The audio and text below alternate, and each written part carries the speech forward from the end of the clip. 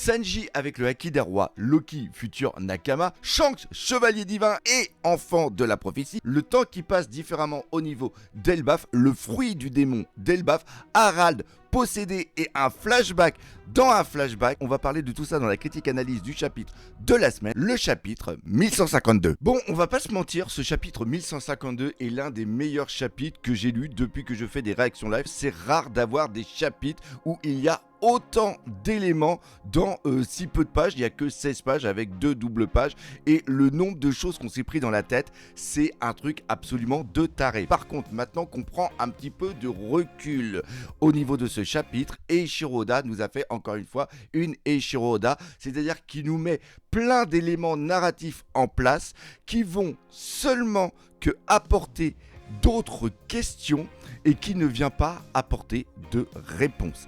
Et ça commence à être légèrement chiant. Dites-moi dans les commentaires si ça aussi ça vous fait un petit peu chier. C'est-à-dire que là pour l'instant on a eu presque aucune réponse et ce qui est encore pire c'est que ça vient ajouter des questionnements sur le personnage de Shanks qui entre nous était déjà assez obscur au niveau de son rôle narratif pour rajouter des choses en plus. Donc on va prendre le chapitre page par page pour essayer de ne rien louper. Déjà la première chose par contre qu'on apprend, enfin qu'on valide au niveau des théories qu'on avait fait, c'est qu'il faut bien du Haki des rois pour pouvoir neutraliser le pouvoir des chevaliers divins. Et le petit Scopper-Gaban dit bien sûr que Luffy a le Haki des rois, mais qu'il y a aussi d'autres personnes qui ont le Haki des rois. Ça c'est très important parce que j'ai pris la traduction officielle en anglais et aussi par rapport à un petit personnage qui s'appelle Sandman pour ceux qui connaissent. Et Scopper-Gaban dit bien que Luffy n'est pas le seul dans le groupe à avoir le Haki des rois. Et donc il sous-entend qu'il y a d'autres personnes et non pas seulement qu'une seule personne. Donc on a Zoro, ça on le savait, lui il a le Haki des rois. Le seul qui ne savait pas que Zoro avait le Haki des rois, c'est Zoro en tant que tel. Bon, encore une fois, on reprend un petit peu le caractère bourrin de Zoro. Encore une fois, on sait que le Haki des rois est quelque chose que seulement quelques personnes possèdent et que, comme le dit Scopper-Gaban, qu'il faut que ça soit quelque chose qui soit maîtrisé. Donc là, après, on va arriver bien sûr dans une sorte de maîtrise court de la fin à la fin de l'arc Elbaf de ceux qui possèdent le Haki des rois. C'est-à-dire que là, grâce au Haki des rois que va avoir Luffy, il va pouvoir faire comme Joy Boy, ce qui s'est passé à la fin de Egghead, une sorte de grosse impulsion par rapport à une colère qu'il va avoir, qui va permettre en un sens d'annuler le pouvoir de Im-sama et de renvoyer les chevaliers divins directement chez eux. Et à partir de là, il va y avoir une sorte de petite cour de Scopper-Gaban sur le Haki des rois. Et la chose qui est aussi très importante, c'est qu'on voit que Sanji se pose la question de savoir s'il a le Haki des rois ou pas. Il va parler après au niveau de Scopper-Gaban et il y a au niveau des panels, au niveau des cases, il y a la case où il y a Sanji qui pose la question. Après il y a Loki qui pète un petit plomb et on n'entend pas ce que Scopper-Gaban dit à Sanji. Et après Sanji il est complètement surpris et encore une fois c'est une case avec beaucoup de vide, une interpellation au niveau de Sanji. Donc Sanji a eu une information très importante de la part de Scopper-Gaban. Est-ce que c'est le fait que Scopper-Gaban lui a dit non, tu ne possèdes pas le Haki des rois, mais tu as peut-être une autre capacité en toi, ou alors il lui dit oui, tu as bien le Haki des rois en toi, mais tu ne l'as pas encore accepté, évolué, enfin mis en place, non plus éveillé, enfin bref, vous comprenez à peu près ce que je veux dire, du fait qu'il a encore des réminiscences du fait qu'il soit un Wismok et qu'il n'accepte pas, encore une fois, la personne qu'il est totalement. C'est-à-dire que là, ici, au niveau d'Elbaf, on va voir la dernière phase d'évolution que l'on a eu au niveau de Whole Cake et aussi de Wano Kuni quand il a eu son combat contre le gros Queen. Donc ça c'est la première chose, il y a l'obligation d'avoir le Haki de roi de la part de Luffy et aussi de ses deux ailes qui sont Zoro et Sanji, qui fait justement une sorte de petit parallèle avec Kissa, avec tout simplement Scopper-Gaban et aussi Rayleigh. On passe sur l'autre chose et on va aller très très vite. Loki Nakama, non, encore une fois c'est une blague de Luffy. Luffy dit bien à Loki de venir dans son équipage pour ne plus être sous les ordres en un sens de de Ashruddin, mais il est absolument impossible que Loki soit dans l'équipage de Luffy, parce qu'il y a un problème, comme le dit justement Zoro et Sanji, au niveau de la bouffe et aussi au niveau de la taille et aussi au niveau du mental. Il n'acceptera pas d'être sous les ordres de Luffy, Loki, mais par contre on est encore sur une évolution qui va y avoir, c'est à dire qu'on voit qu'il y a un traitement qui est fait entre Loki et entre Ashruddin, et les deux après vont devenir les deux futurs entre guillemets rois de Elbaf, et surtout les commandants de la flotte des géants qui vont après aller au niveau de Marijoa pour la grosse bataille finale.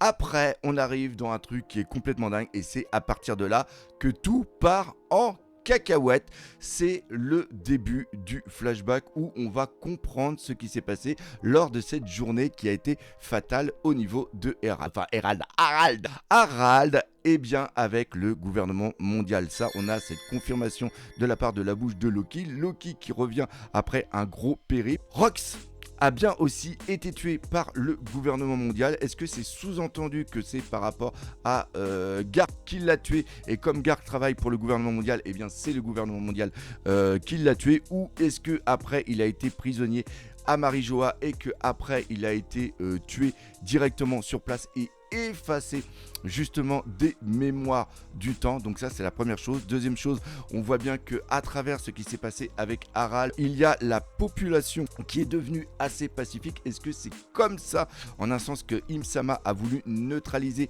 la menace des géants, enfin une partie de la menace des géants? Mais ce qui est vraiment aussi très important, c'est qu'ils auront besoin des géants, c'est bien ce que dit Im-sama, pour pouvoir l'utiliser dans l'armée pour la guerre qui va être finale. Mais ce qui est vraiment très intéressant, c'est qu'au moment où il va arriver, on va voir un Harald qui va être totalement possédé. Alors, est-ce qu'il est possédé, ou est-ce que c'est seulement un dessin stylistique de la part d'Eiichiroda, c'est-à-dire qu'on le voit complètement noir et qu'il y a les guerriers qui sont juste derrière?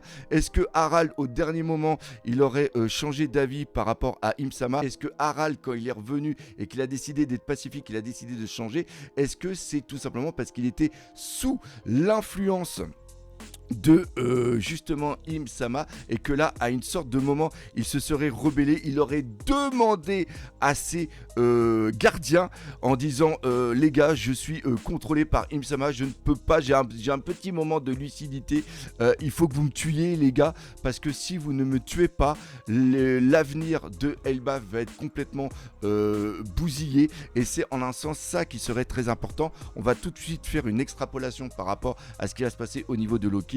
C'est-à-dire que les gardiens vont essayer de tuer Harald. Harald, possédé par Im-sama, devient complètement fou, et à la fin, il va tout simplement, Harald va demander à Loki de le tuer, parce qu'il va dire mon petit Loki, si tu ne me tues pas, on va détruire totalement Elbaf. Donc il faut que tu me tues, mais il faut que tu gardes ça. Enfin, c'est pas que tu gardes ça secret, c'est-à-dire que juste à côté, on a Jarl qui a encore une sorte de moment de lucidité avec l'épée qu'il a dans la tête, et qui voit ce qui se passe au niveau de Loki, et qui dit à Loki, Loki, il faut que tu prennes ce fardeau sur toi, pour pas que les autres sachent de Harald comment il était devenu, et qu'il a failli détruire tout simplement Elbaf. Pourquoi? Parce que Harald est tout simplement le plus grand des rois qu'il n'y ait jamais eu. Il était tout simplement le roi le plus adoré de Elbaf. Voilà un petit peu la théorie que je vous fais directement ici, mais ce qui est très important à comprendre, et ça on s'en doute tous, c'est que Loki a été obligé de tuer son père, et c'est son père qui lui a demandé de se tuer et de garder justement le secret. Et maintenant que ce secret va être révélé devant Ashruddin, et bien le regard qu'a Ashruddin contre son frère va totalement changer. Et comme après son frère va aller combattre Im-sama, et que c'est à cause de Im-sama qui a pris la possession de son père que Loki a dû tuer justement son père, et bien on peut imaginer que le Haki des rois qui va justement enlever le pouvoir de Im-sama aux autres chevaliers divins, moi tout à l'heure je vous ai dit que c'était Luffy, et bien ce n'est pas Luffy, c'est tout simplement la colère de Loki qui va lancer un Haki des rois tellement monstrueux que c'est lui en un sens qui va être le Nika libérateur de Elbaf. Et c'est beau, hein, c'est beau. Dites-moi dans les commentaires si vous validez tout ça. Bon, on va parler maintenant de la deuxième partie sur Skopper-Gaban, Shanks et le temps qui se passe au niveau d'Elbaf. On va commencer déjà par le temps. Le temps semblerait se passer plus lentement au niveau de Elbaf. Pourquoi ? Parce que à un moment, il y a Skopper-Gaban qui pose la question à Shanks de dire putain, ça fait au moins 3-4 ans qu'on s'est pas vu. Et là, t'as Shanks qui dit non. Et en vérité, ça fait 10 ans qu'il est mort, le padré. Hein. On parle bien sûr de Goldie Roger. À partir de là, il y en a beaucoup qui ont dit ok, ça veut dire que le temps se passe 2 à 3 fois moins longtemps par rapport à les événements qui sont au niveau de Elbaf par rapport au reste du monde. Et en un sens, c'est peut-être normal parce que on sait que chaque île a sa météo, a sa géologie et peut-être qu'il y a justement ce temps qui va être différemment. Chose que je ne pense pas. Pourquoi ? Parce que encore une fois, on voit l'évolution des géants par rapport à ceux qui sont sur Little Garden et ceux qui sont au niveau de Elbaf et il n'y a pas de grosse différence justement entre eux. Et l'autre chose aussi qui est très important, c'est au niveau de Skopper-Gaban, Crocus et aussi Rayleigh. On sait qu'au moment où Roger il est mort, c'était en 1500, il y a 24 ans. Ça voudrait dire que ceux qui ont vécu sur le temps normal, c'est-à-dire pas sur l'île d'Elbaf, sur le reste du monde, eux ils ont vieilli de 24 ans, contrairement à ceux qui sont sur Elbaf, où vu que le temps va différemment, eux ils ont vieilli 3 fois moins vite, donc c'est-à-dire qu'au lieu de vieillir de 24 ans, ils auraient vieilli à la rigueur de 8 à 12 ans grand maximum. Cependant, quand tu vois le Crocus, comment il est, ainsi que le Rayleigh, ils sont aussi vieux que Skopper-Gaban. Et c'est même plutôt l'inverse. C'est-à-dire que Skopper-Gaban est aussi vieux que eux. Et même si tu regardes dans le flashback ce qui se passe concrètement, eh bien on a au niveau de Skopper-Gaban, eh bien on voit qu'il a la barbichette qui est un petit peu plus blanche, ainsi qu'aussi au niveau des tempes. Et ça veut dire que lui aussi, il a vieilli. Cependant, ce qui se peut se passer au niveau de Elbaf, c'est qu'il y a une sensation de temps qui passe moins rapidement. Et c'est peut-être ça qui est dangereux. C'est-à-dire que quand tu es au niveau d'Elbaf, tu as seulement l'impression de vieillir que de 3 à 4 ans, alors que tu vieillis réellement au niveau de ton métabolisme de peut-être 8 à 12 ans. Et ça, c'est vraiment très important. Pourquoi ? Parce que ça reprend un petit peu la sensation que l'on a quand on fait quelque chose qu'on aime bien. Eh bien, le temps passe très très vite, alors que quand on fait quelque chose qu'on n'aime pas ou qu'on se fait chier, eh bien, le temps va très très lentement. Et si certains me disent, oui, mais regarde par rapport justement à l'âge que a, on va dire, Harald, à la fin, on dit qu'il a 45 ans, mais c'est comme si qu'il avait que 15 ans. Ça reprend un petit peu comme à l'inverse hein, par rapport à la vie des chiens, où un chien, on dit qu'une année humaine correspond à 8 années par rapport au chien. Donc on peut imaginer que c'est exactement la même chose au niveau des métabolismes des géants, c'est-à-dire que les géants vont vieillir beaucoup moins rapidement. De toute façon, je crois que ça c'était une information qui avait été donnée par Eiichiro Oda dans un SBS. Maintenant, on va passer sur Shanks et le fruit aussi du démon qu'il ne faut pas que j'oublie. Le Shanks, c'est d'après les dires de Skopper-Gaban, un enfant de la prophétie. C'est pas l'enfant de la prophétie, mais c'est un enfant de la prophétie. Est-ce que par rapport à Roger, quand il a été au niveau de Loftel avec le reste de l'équipage, est-ce qu'il a vu, est-ce qu'il a lu quelque chose ? Il a dit qu'il était arrivé trop tôt. Et est-ce que justement il y a toute une chose à faire par rapport à plusieurs personnes? Est-ce que l'enfant de la prophétie qui devait être destiné à prendre le fruit de Nika et devenir en un sens le nouveau entre guillemets je dirais libérateur, est-ce que justement c'était l'enfant de Roger, c'est-à-dire Ace? Est-ce que Shanks devait justement retrouver Ace pour lui donner le fruit du démon? Donc c'est pour ça justement qu'il a gardé le fruit du démon aussi longtemps, et que après, quand Luffy a mangé le fruit du démon et qu'il a dit quelque chose, il s'est aperçu que ce n'était pas Ace, le descendant en un sens de Roger, qui devait être, vu que c'est obligatoirement indit, c'était lui qui devait être l'enfant de la prophétie. C'est très différent entre un enfant et l'enfant de la prophétie, et que c'est finalement le petit Luffy qui l'est. Et ce qui est vraiment très important ici, c'est d'essayer de comprendre comment tout ça est arrivé. Shanks, il est parti de Marijoa à un moment, il est dans un coffre, et le coffre s'est retrouvé plus tard autre part. On a pensé qu'il avait été, c'est une théorie que j'avais fait, c'est-à-dire qu'il avait été mis dedans par sa mère qui était partie parce qu'il ne pouvait y avoir seulement qu'un seul enfant au niveau de la famille Fingerland, et ce n'est pas du tout le cas parce qu'après il revit au niveau de Marie-Joa.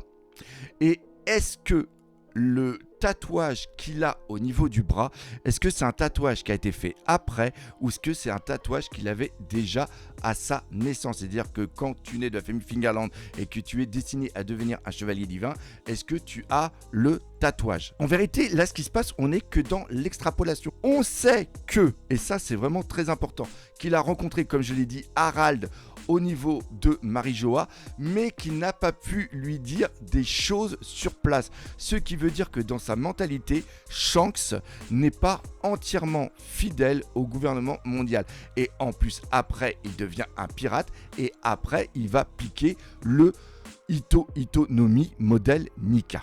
Ce fruit du démon qui est ici et qu'il va chercher une année après les événements qui se passent au niveau du flashback. Ça aussi, c'est très important.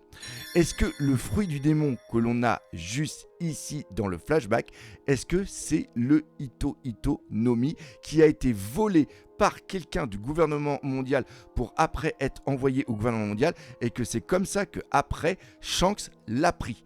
Cependant, ça poserait un gros problème. Pourquoi? Parce que comme il y a un an de délai entre le flashback et aussi le vol du Ito no Mi par Shanks sur Wuizu, pourquoi le fruit du démon, une fois qu'il a été volé au niveau de Elbaf, n'a pas été envoyé directement sur Marie-Joa? Si Im-sama n'a pas encore eu le fruit du démon qui a l'air très important contre les plans justement de Im-sama, c'est parce qu'il était planqué au niveau de Elbaf et c'est comme ça qu'ils ne l'ont pas eu. Pourquoi une fois qu'ils l'ont avec la personne qui est justement présente dans le flashback, il n'a pas été envoyé directement? Par rapport à ça, moi j'ai une autre théorie qui est complètement folle. C'est-à-dire que le fruit du démon qui est à l'intérieur du coffre n'est pas le Ito no Mi, mais est le véritable Gumo no Mi, qui donne les caractéristiques élastiques d'un personnage. Et donc, ce qu'il se passe, c'est que Loki a mangé le Gomu no Mi. Et donc, il croit qu'il est Nika parce qu'il a les capacités justement d'être Nika. C'est pour ça aussi qu'il a justement ce fruit du démon. Cependant, certains, comme Shanks, se disent ok, il a le Gomu no Mi, mais ce fruit du démon là n'est pas le véritable fruit de Nika, n'est pas le véritable Ito no Mi modèle Nika. Et donc pendant une année, ainsi que Im-sama est au courant de ça, pendant une année, ils ont fait la recherche dans le monde de One Piece, le véritable Ito no Mi modèle Nika. Et c'est Imu qui l'a trouvé en premier, c'est Wuizu qui l'a eu, qui devait après le ramener au niveau de Marie-Joa. Shanks a eu l'information et c'est comme ça qu'il l'a pris et qu'il l'a eu au final. Après, il a cherché l'enfant de la prophétie qui pensait que c'était Ace, mais comme ce n'est pas Ace et que c'est Luffy, et bien après, c'est Luffy qui l'a mangé encore une fois par inadvertance par rapport à Shanks, mais c'est sûrement le fruit du démon par rapport à sa conscience qui a demandé à Luffy de le manger. Et on arrive sur une chose aussi qui est absolument dingue, c'est le fait que au même moment, il y ait Shanks qui se fasse manger son bras, qui vient ici enlever les dernières racines que Shanks avait justement avec Marie-Joa. Et donc le sacrifice du premier chapitre vient prendre ici une nouvelle symbolique qui est beaucoup plus importante. Je vous fais aussi une petite parenthèse, vous devez le sentir un petit peu à cette critique analyse qui a été assez difficile par rapport à mon état de santé. C'est pour ça que j'ai aussi beaucoup de mal des fois à coordonner un petit peu mes idées. Je vous fais bientôt un point doc pour vous expliquer un petit peu ce qui est en train de se passer au niveau de ma vie. Encore une fois, un gros merci de votre soutien et nous on se dit à bientôt pour de nouvelles aventures One Piece. Et bien sûr, on n'oublie pas le principal, One Piece, c'est la vie. Allez, salut mes nakamas!